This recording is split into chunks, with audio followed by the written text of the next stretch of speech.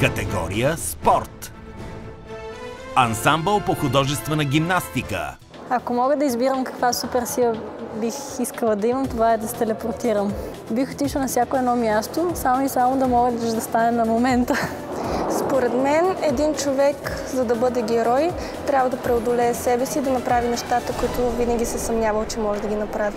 Добрите дела понякога е добре да остават анонимни, защото ако човек е добър, не е нужно да го прави по-късно.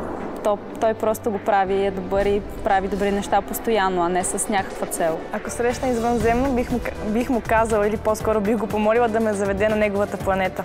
Ако имах магическа пръчица, бих искала да накарам още хора да се превърнат в добри хора и да вършат само добри дела. Александра Жекова.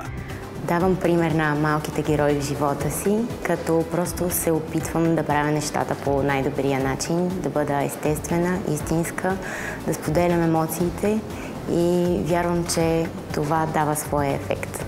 Добрите дела не трябва да бъдат анонимни, защото вярвам, че когато човек направи добро и хората го видят, това ще ги вдъхнови, за да продължат и те по правилния път.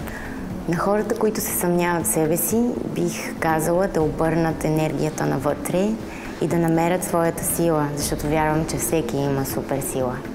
Мирела Демирева. Тя донесе първия олимпийски медал в леката атлетика за страната за последните 16 години, като искрено развълнува всички, които ръкопляскат народните спортни постижения. Нейното име е Мирела Демирева и тя преодоля 197 см от първия си опит в Рио де Джанейро, височина, която се оказа решаваща за безспорно големия успех. Заедно с Мирела съпреживяхме искрената й радост и нямахме капка съмнение, че именно тя ще е сред номинираните жени в категория спорт. Елица Янкова. В спорт аз нямам конкретен човек, който ми е идол, защото гледам да черпя. За да ти е идол, някой ти трябва да черпиш от него, той да бъде твой пример. Аз вземам за пример всички, които са добри, печелят по сложен начин, борят се до край. За мен всички тези хора са идоли. Геройство е когато направиш нещо, което е много по-важно за някой друг, отколкото за теб самия.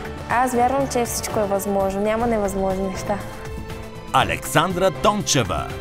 Варненката, която миналата година спечели европейска титла, е поредното име, което ни кара да се гордеем с родния спорт. През юли 2016 Александра Тончева печели златен медал от световното първенство по ММА в Лас Вегас и доказа, че е най-добрата в света, като се пребори с съпернички от Великобритания, Румъния и Полша.